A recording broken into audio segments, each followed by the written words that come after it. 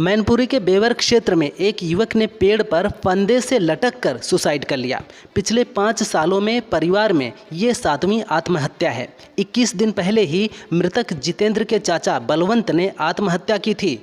4 महीने पहले सगी बहन सौम्या ने और चचेरे बाबा शेर सिंह ने भी करीब 4.5 महीने पहले फांसी लगाकर सुसाइड किया था।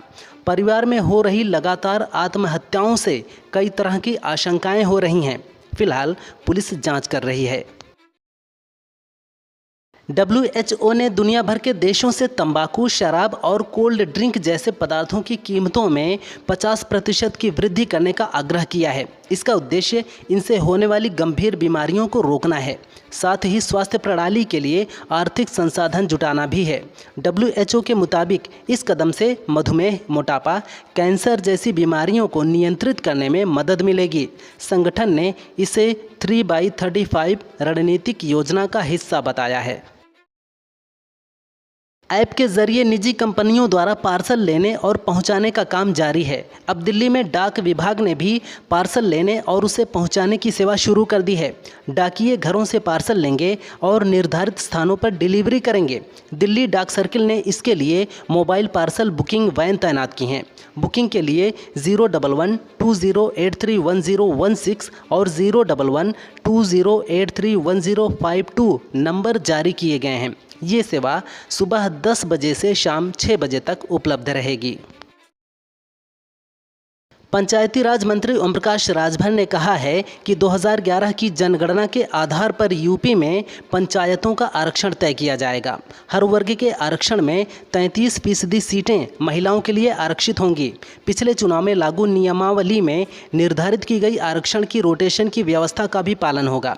जिन ग्राम पंचायतों का परिसीमन होना है उनमें सर्वे चल रहा है। परिसीमन का कार्य पूरा होने पर आरक्षण की व्यवस्था पर विचार होगा। चीन में पिछले कुछ सालों से जनसंख्या लगातार घट रही है। इसी बीच सरकार ने एक नई योजना शुरू की है, जिसके तहत सरकार बच्चे के जन्म पर माता पिता को 3600 युआन प्रोत्साहन राशि देगी, जो भारतीय करेंसी के हिसाब से लगभग 42,000 रुपये होता है। हालांकि इसका लाभ 1 जनवरी 2025 के बाद पैदा होने वाले बच्चों को मिलेगा। ये पैसा बच्चे के 3 साल हो जाने तक मिलता रहेगा। उद्धव और राज ठाकरे के 20 साल बाद मंच साझा करने पर बीजेपी नेता नीतीश राणे ने तंज कसा है। उन्होंने कहा, इन दोनों की बैठक और रैली का उद्देश्य हिंदुओं और मराठी लोगों को विभाजित करना है। इसकी तुलना हम PFI और सिमी जैसे संगठनों की रैलियों से कर सकते हैं। इस रैली के बाद सबसे ज़्यादा नुकसान हिंदुओं को ही होगा। इसके बाद नल बाज़ार में मिठाइयाँ बटेंगी और पटाखे चलेंगे। बहुत से लोग डाइट कोक को ये कहकर पीना पसंद करते हैं कि ये शुगर फ्री है, लेकिन डॉक्टर चेतावनी देते हैं कि इसका ज़्यादा सेवन खतरनाक है। उनका कहना है कि डाइट कोक के नियमित सेवन से मेटाबॉलिक सिंड्रोम का खतरा बढ़ जाता है। कभी कभार इसे पीना हानिकारक नहीं है, लेकिन अगर लंबे समय तक इसका सेवन किया जाए तो मेटाबॉलिज्म को नुकसान पहुंचता है और कई तरह की स्वास्थ्य समस्याएं पैदा हो जाती हैं।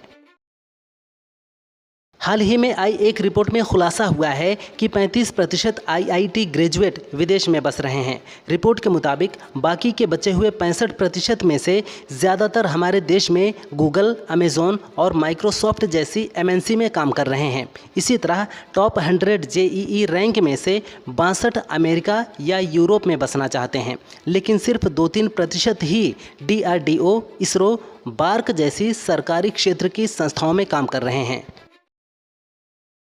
जापानी कंपनी नियो कॉरपोरेशन ने अपने कर्मचारियों के साथ टारगेट पूरा न करने पर घिनौनी हरकत की है। कंपनी ने न सिर्फ कर्मचारियों के वेतन में कटौती की है, बल्कि उनको वर्क प्लेस पर न्यूड पिक्चर्स लेने और फॉरवर्ड करने के लिए भी मजबूर किया। एक रिपोर्ट के अनुसार 5 पूर्व कर्मचारियों ने कंपनी पर कई गंभीर आरोप लगाते हुए 19 मिलियन येन यानी करीब 1,32,000 अमेरिकी डॉलर के मुआवजे की मांग की है। अमेरिका में शादी के 10 दिन बाद ही फिलिस्तीनी महिला वाड शकीक को हनीमून से लौटने के दौरान एयरपोर्ट पर हिरासत में ले लिया गया। छूटने के बाद शकीक ने बताया कि 16 घंटे तक बिना खाना पानी हथकड़ी पहनाकर उन्हें जानवरों की तरह घुमाया गया। शकीक ने अमेरिकी नागरिक ताहिर शेख से शादी की है। शकीक का जन्म सऊदी अरब में हुआ था, जहां जन्म के आधार पर नागरिकता नहीं मिलती है। ऐसे में शकीक के पास कोई नागरिकता नहीं थी। इंडीड ने भारत के अलग अलग शहरों में कर्मचारियों की सैलरी को लेकर सर्वे किया है। इसमें पाया गया है कि 69% लोगों को लगता है कि उनकी आय उनके संबंधित शहरों में रहने की लागत के अनुरूप नहीं है।